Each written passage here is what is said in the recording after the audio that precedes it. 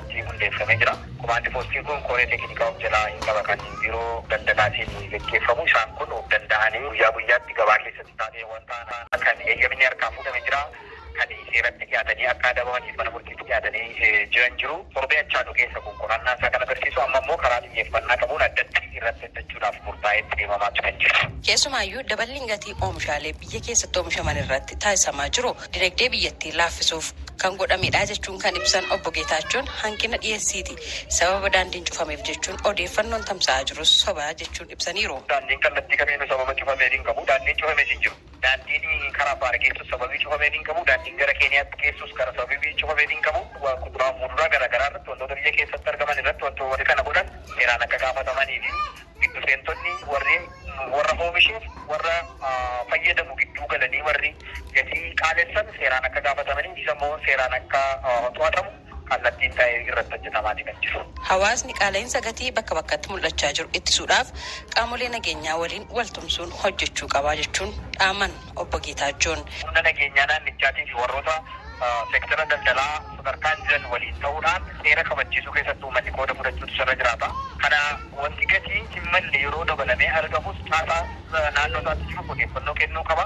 Dhimma kanarratti walii isaatiin walii duubuutu sirra jiraata. Inni kun dhimma biyya keenyaati. Borsin irraa bitanii jiraachuu kan dandeenyu isinis gurgurachuu kan dandeessan yoo biyyi jiraatteedha. Waan hojjettan kanaan itti fuftanii jireenya keessan fooyyessuu kan dandeessan yoo biyyi jiraatteedha. Ergaa jedhu karaa dabarsuun qaamolee tajaajila laatan isa ta'uu qaamolee oomishan irratti kallattiidhaan uummanni qooda fudhatee hirmaannaa gochuun sirra jiraataa waan jedhuun qaba. Gama biraatiin mootummaan naannoo Oromiyaa duula mootummaan federaalaa kaaba biyyattiitti gaggeessaa jiruuf birrii miiliyoona 100 ol deeggaruusaa obbo Geetaachoon ibsaniiru. Haalasaa eebbisee gara adda waraanaatti yookaan bakka nageenya olaantummaa seera mirkaneessuuf deemamutti erguurraa jalqabee hanga qabeenyaa sangaasaa, re'eesaa, hoolaasaa, raayyaa ittisa biyyaa kana deeggaruudhaaf kennu seentummaa tokko malee ofii keenya birmadummaa keenya eeggannee misooma dinagdee keenyaatti bobsiisuutu nurra jiraata. Kanaan kan jedhu xiiqiidhaan hirmaachaa kan inni jiru jechuudha. Kanaaf humna namaa hirmaachisuudhaan isa ta'u deeggarsa maallaqaatiinis gara tokkoonuu daangaan turuu godhame humna isaa guutuudhaan manni naannoo keenyaa kan hirmaachaa jiru. Deeggarsi raayyaa ittisaatiif godhamu karaa humna namaatiinis ta'e qabeenyaan cimee itti fufaa jechuudhaanis hoogganaan kun eeranii jiru. Gabaasa raadiyoo sagalee Ameerikaatiif Tsahaay Daamxoo Finfinneerraa. Tajaajilli geejjibaatiif intarneetii addaan cite jechuudhaan jiraattota keessaa hammi tokko raadiyoon sagalee Ameerikaatti himaniiru. Gabaasni Naakoor Malkaa jiraattota akkasumas hooggantoota naannoo Oromiyaa dubbisuudhaan qindeesse kinooti.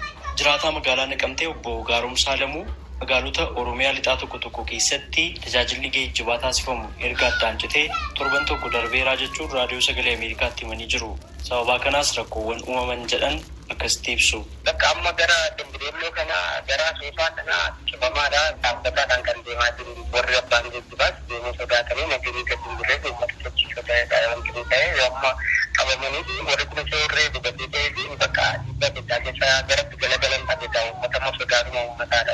Maallamaa qoonqoroo nama fixee bakka namni waan hundinaa magaalaa Gimbiitti akkasumas magaalaa Gimbiirraa gara magaalota Oromiyaa biroof Finfinneetti geejjibni konkolaataatiin taasifamu erga addaan citee torban tokko darbuu kan dubbatan sababa nageenya koof maqaa koo dubbachuun barbaadu namni jedhan bilbilaan raadiyoo sagalee Ameerikaatti himanii jiru. Rakkoo uumame jedhanillee akkasitti ibsanii jiru. Keenaan kun amma gaafa kan sammada guddaa dabalatee jechuudha. Aadaa guyyaa sadarkaa gasiisaatee deemaa jirtu karaa kanarra.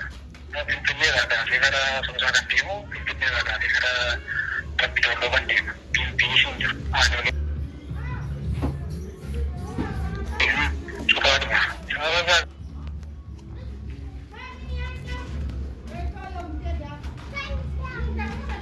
Jirutu makiinaa deebisaa jedhamu.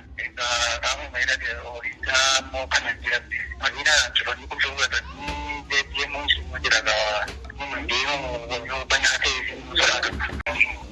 Dambidolloo Finfinnee Dambidolloo Gambee mukii karaan deemu cufaadha.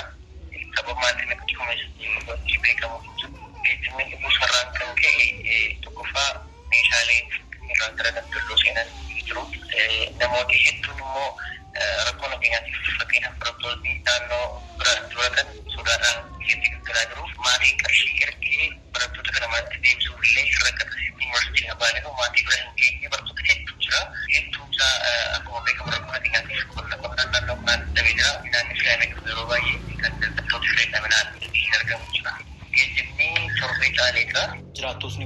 tajaajilli intarneetiis erga Jumaata torban darbeetii addaan citeeraa jechuun dubbatan. Biroodbaandii daldalaa jaataa mootummaa Jumaata. Mooballees malee